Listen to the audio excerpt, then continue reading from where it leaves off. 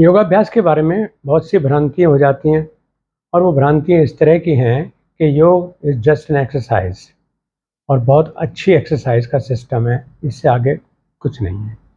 बहुत से लोग ये सोचते हैं कि योग जो है वो तो आध्यात्मिक विज्ञान है, इसलिए शरीर से उसका कोई लेना-देना नहीं है।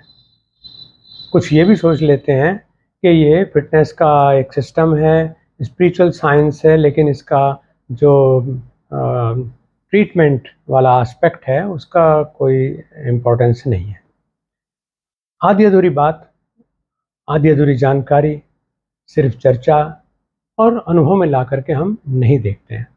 विज्ञापन भी आप कई बार देखते हैं, कहते हैं आप खुद खाओ और जान जाओ, यानी जब तक आपको गुड़ खाने का आनंद नहीं आएगा तब तक आप उसके स्वाद को कैसे जान सकते हैं। योग व्यायाम भी है, योग उपचार पद्धति भी है, योग अध्यात्म विज्ञान भी है, योग खेल नहीं है, बस ये चीज़ ज़रूर जान लीजिए। लेकिन हाँ, इसमें इतनी बड़ी शक्ति है कि सारे खेलों का आधार है और जो जीवन का खेल है, उसको भी हम अच्छे से खेलना सीख जाते हैं यदि हम योगाभ्यासी हैं। और आपके सामने उदाहरण है, अब तो कृष्ण जन्माष्टमी आ रही है, कल ही कृष्ण जन्माष्टमी है।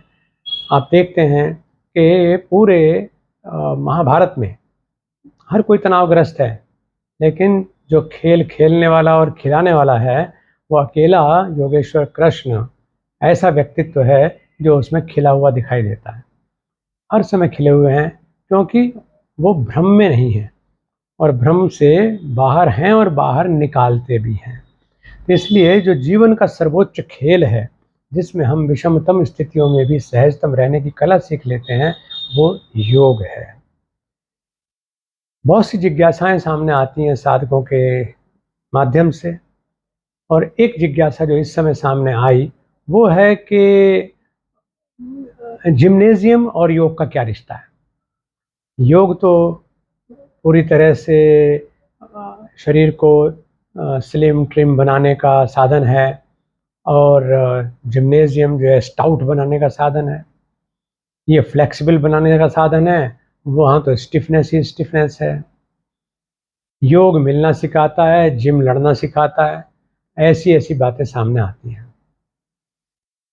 मैं इस बारे में एक दो बातें आपको बताता हूँ क्योंकि मैं वो सौभाग्यशाली साधक हूँ जिसने जिम्नेजियम की भी बुलंदियाँ देखी हैं, मिस्टर यूनिवर्सिटी से लेकर के और मिस्टर एशिया सिलेक्शन ट्रायल तक, अर्जुन श्री, प्रताप श्री ऑफ इंडिया, बहुत सारे खिताब, लगातार 10 साल। लेकिन उससे भी पहले योगाभ्यासी भगवान कृष्ण भी ऐसे ही हैं, वो योगाभ्यासी हैं पहले पहले योगाभ्यासी हैं और उसके बाद उन जैसा मल्ल यानी उन जैसा पहलवान कोई नहीं है और इतने संगठनात्मक शक्ति वाले हैं और इतनी पावरफुल हैं। कहते हैं कि उनके तो एक जो कनिष्ठिका है इसके ऊपर उन्होंने गोवर्धन पर्वत को उठा लिया था। तो हनुमान जी ने कैलाश पर्वत उठा लिया। ये सब घटनाएं हमारे सामने हैं, तो इसका मतलब ये है कि योग का शक्ति से बहुत अच्छा खासा लेना देना है। हनुमान जी जैसा योगी और कृष्ण जैसे योगेश्वर कहाँ मिलेंगे, और उन जैसे पराक्रमी, उन जैसे मेधावी, उन जैसे विवेकशील, उन जैसे विनम्र, उन जैसे नेतृत्व शक्ति वाले, उन जैसे ज्ञानी, उन जैसे गुरु अनूठे हैं। तो रिश्ता तो है और इसमें ये बात स्पष्ट हो जानी चाहिए क्योंकि मैंने इस फील्ड में काम किया है, वो है कि हमारे जितने भी खेल हैं उनके बारे में अक्सर जब मैं खिलाड़ियों से चर्चा करता हूँ, खेल संस्थानों से चर्चा करता हूँ, तो पाता हूँ कि स्ट्रेंथ, स्टेमिना एंड स्पीड, ये 3 चीज़ें हैं जो खिलाड़ी के लिए बहुत ज़रूरी हैं। क्योंकि कितना ही स्किलफुल खिलाड़ी हो, लेकिन अगर उसके अंदर स्टेमिना नहीं है, ज़्यादा देर तक जमेगा नहीं अखाड़े में, ताकत नहीं है, तो उसकी स्फूर्ति थोड़ी देर तो काम आएगी लेकिन ताकतवर उसे गिरा लेगा, और उसके अंदर चुस्ती फुर्ती नहीं है तो भी वो हार जाएगा। तो स्ट्रेंथ, स्टेमिना एंड स्पीड, ये 3 चीज़ें ज़रूरी हैं एक खिलाड़ी के लिए जो योगाभ्यास के द्वारा बहुत आसानी से प्राप्त होती हैं। खाली बहुत अच्छा खा लेने से, खाली बहुत जिम्नेजियम कर लेने से, फ्री हैंड एक्सरसाइजेज कर लेने से, जॉगिंग, स्प्लिटिंग, व्हाट्सएवर, उतने से काम नहीं चलता। वहाँ पर फ्लेक्सिबिलिटी चाहिए और उसके लिए योगाभ्यास। और इन 3 चीज़ों से भी आगे जिसका कहीं जिक्र ही नहीं होता है, मैं उसका जिक्र करना चाहता हूँ।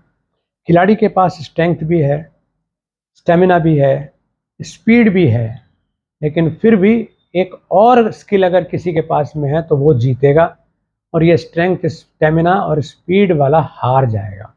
वो चीज़ क्या है? उसको मैं कहता हूँ फोकस, यानी ध्यान, यानी एकाग्रता। बिल्कुल ऐसे जैसे सारे पांडव और सारे कौरव एक तरफ रह गए और अर्जुन जो फोकस्ड था, जिसे चिड़िया नहीं दिखाई दे रही थी गुरुदेव के सामने, उसे चिड़िया की आंख का तारा दिखाई दे रहा था, पुतली दिखाई दे रही थी, क्योंकि उसने उसी को बींधना था। ये है फोकस। तो खिलाड़ी के पास अगर फोकस नहीं है तो वो सफल नहीं होगा। और फोकस के लिए पूरी दुनिया में नान्य पंथा, कोई रास्ता ही नहीं है सिवाय योगस्थ होने के, और वो भी कृष्ण ही सिखाते हैं। योगस्थ कुरु कर्माणि संगम त्यक्त्वा धनंजय सिद्ध्य सिद्ध समो भुक्ता भूत्वा समत्वम योग उच्यते। कि इतना फोकस्ड हो जाओ कि संगम त्यक्त्वा, और सब तरफ से डिटैच हो जाओ, और तब जब फोकस होंगे आप, तो आपका हर प्रयास इतना सफल होगा कि सफलता आपके चरण चूमेगी। तो ये तो बात है खिलाड़ियों की। और रही जिम की बात, तो जिम में तो अगर योगाभ्यास साथ में नहीं करते हैं तो जिम अधूरा है। तो मुझसे अभी एक जिज्ञासु साधक ने जिज्ञासा की कि अगर हम जिम और योगाभ्यास करते हैं तो हमें इनका सीक्वेंस क्या रखना चाहिए। इसमें सीक्वेंस रखने की बात यह है कि योग की यात्रा, अध्यात्म की यात्रा है स्थूल से सूक्ष्म की ओर। यानी पहले स्थूल क्रियाएं करिए, उसके बाद सूक्ष्म क्रियाएं करिए। पहले शरीर की बात करो, फिर श्वास की बात करो, फिर प्राण की बात करो, और फिर इंद्रियों को समाहृत्य इकट्ठे करके अंतर्मुखी हो जाओ प्रत्याहार में आकर के, और फिर अंत में ध्यान की बात करो जो सूक्ष्माति सूक्ष्म है। तो जिम क्योंकि योग के स्थूल व्यायाम से भी ज़्यादा स्थूल है, इसलिए जिम्नेजियम को पहले करना चाहिए। जिम्नेजियम को पहले करेंगे, उसके बाद रिलैक्स्ड होकर के फिर योगाभ्यास करेंगे, तो आपको जिम्नेजियम का तो पूरा लाभ मिलेगा ही मिलेगा। आपको जो शांति, सौम्यता, स्निग्धता, सौंदर्य, आरोग्य और सबसे बड़ी चीज़ लचीलापन और ध्यान, ये भी ज़रूर मिलेंगे। और वो इसी क्रम से करने से मिलेंगे कि पहले आप जिम का अभ्यास करिए, फिर योगाभ्यास करिए। योगाभ्यास में भी पहले स्थूल व्यायाम करिए, उसके बाद आसनों का अभ्यास करिए, गतियों का अभ्यास करिए, और तत्पश्चात श्वास पर केंद्रित होते हुए प्राणायाम और प्रत्याहार करते हुए फिर धारणा लगा करके बैठेंगे, स्थिर हो जाएंगे, और फिर ध्यान का अभ्यास करेंगे। हर तरह से योग आपके लिए ईश्वरीय वरदान है, भारतीय ऋषियों की देन है, और उसके जीवंत और मूर्तिमान रूप हैं योगेश्वर श्री कृष्ण। हरि ओम।